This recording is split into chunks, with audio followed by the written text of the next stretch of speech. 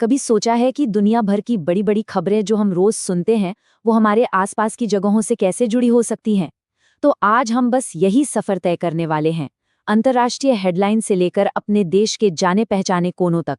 सुनने में थोड़ा अजीब लगता है ना कि पानी का बस एक छोटा सा रास्ता कैसे पूरी दुनिया की इकोनॉमी की चाबी अपने पास रख सकता है। तो चलिए इसी दिलचस्प पहेली को सुलझाते हैं और देखते हैं कि ये आखिर होता कैसे है। तो हमारी पहली मंजिल है ईरान, एक ऐसा देश जो सिर्फ अपनी पुरानी संस्कृति के लिए ही नहीं जाना जाता, बल्कि एक ऐसे जरूरी समुद्री रास्ते की वजह से भी मशहूर है जो दुनिया की पॉलिटिक्स और व्यापार का कह सकते हैं कि एक हॉटस्पॉट बना हुआ है। जरा सोचिए, एक ऐसा समुद्री रास्ता जो इतना ज्यादा जरूरी है कि अगर वहां एक दिन के लिए भी जहाज रुक जाएं तो पूरी दुनिया की अर्थव्यवस्था में जैसे तूफान आ जाएगा। आखिर ऐसा क्या गुजरता है यहाँ से और कितना? चौंक गए ना? जी हाँ, पूरी दुनिया का लगभग 20% तेल व्यापार, यानी कि हर 5 में से एक तेल का टैंकर बस इसी एक रास्ते से गुजरता है। ये आंकड़ा ही अपने आप में इस जगह की अहमियत बताने के लिए काफी है। तो सवाल ये है कि ये इतना जरूरी रास्ता आखिर है कहाँ? असल में ये ईरान और ओमान के बीच फंसा हुआ एक संकरा सा समुद्री गलियारा है, और यही लोकेशन इसे इतना सेंसिटिव बनाती है जहां राजनीति की एक छोटी सी चिंगारी भी बहुत बड़ी आग लगा सकती है। और इस इलाके में तनाव तो समझिए हमेशा ही बना रहता है। जैसे हाल ही की एक घटना है जब इजराइल ने ईरान के नतांज परमाणु स्थल पर हमला किया। इससे इस पहले से ही नाजुक क्षेत्र में माहौल और भी ज्यादा तनावपूर्ण हो गया। और देखिए, इसी बढ़ते तनाव के बीच ईरान में एक बहुत बड़ा लीडरशिप चेंज भी हुआ है। अयातुल्लाह मुज्तबा खामेनेई के नए सर्वोच्च नेता बनने से इस क्षेत्र की राजनीति में एक नया मोड़ आ सकता है, और इस पर यकीन मानिए पूरी दुनिया की नजरें टिकी हुई हैं। चलिए अब ईरान के इस तनाव भरे इलाके से थोड़ा जूम आउट करते हैं और अपनी खूबसूरत पृथ्वी की कुछ और अद्भुत और विशाल विशेषताओं को देखते हैं। ये हमें याद दिलाती हैं कि हमारी दुनिया असल में कितनी विविधताओं से भरी है। अच्छा, क्या कभी सोचा है कि वैज्ञानिक नक्शों पर मौसम के पैटर्न को कैसे दिखाते हैं? वे इस्तेमाल करते हैं आइज़ोथर्म का।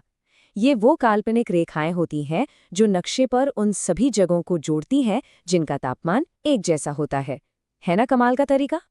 हमारी दुनिया वाकई अजूबों से भरी हुई है।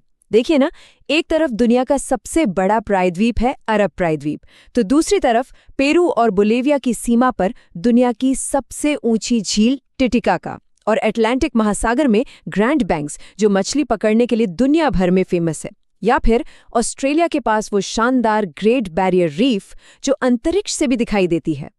तो अब हमने दुनिया की कुछ अजूबों को देख लिया है, तो चलिए इस सफर को थोड़ा और पास लाते हैं और अपने देश भारत के एक राज्य बिहार की भूगोल और इतिहास की गहराइयों में उतरते हैं।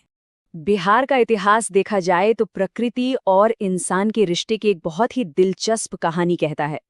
1874 में बनी सोन नहर ने इस क्षेत्र की खेती को हमेशा के लिए बदल दिया, और फिर 100 साल से भी ज्यादा वक्त के बाद 1989 में कंवर झील को प्रवासी पक्षियों के लिए एक सुरक्षित जगह बना दिया गया। यहाँ एक दिलचस्प सवाल आता है, क्या ये पता है कि बिहार का जो मशहूर कैमूर पठार है वो असल में भारत की किस विशाल और पुरानी पर्वत श्रृंखला का एक हिस्सा है? ये सवाल लोकल ज्योग्राफी को एक बड़े कैनवस से जोड़ता है, और इसका जवाब है विंध्य पर्वत श्रृंखला। ये दिखाता है कि कैसे एक स्थानीय पठार असल में एक बहुत बड़ी भूवैज्ञानिक संरचना का ही एक अहम हिस्सा हो सकता है। मतलब सब कुछ कहीं न कहीं आपस में जुड़ा हुआ है। और बिहार के भूगोल की बात को खत्म करने से पहले एक और आंकड़ा, वहां की सोमेश्वर श्रेणी की औसत ऊंचाई 874 मीटर है, और ये ऊंचाई उस क्षेत्र की खास बनावट और जलवायु को तय करने में बहुत महत्वपूर्ण भूमिका निभाती है। तो आज हमने हॉर्मुज़ जलडमरू मध्य जैसे ग्लोबल मुद्दे से लेकर बिहार के स्थानीय पठार तक का सफर तय किया। यह हमें याद दिलाता है कि हमारी दुनिया एक जटिल पहेली की तरह है, जहां हर टुकड़ा, चाहे वो छोटा हो या बड़ा, अपनी जगह पर बेहद जरूरी है। अगली बार जब कोई अंतर्राष्ट्रीय खबर सामने आए तो एक पल के लिए जरूर सोचिएगा कि उसका धागा कहीं ना कहीं हम सभी के जीवन से कैसे जुड़ा हो सकता है।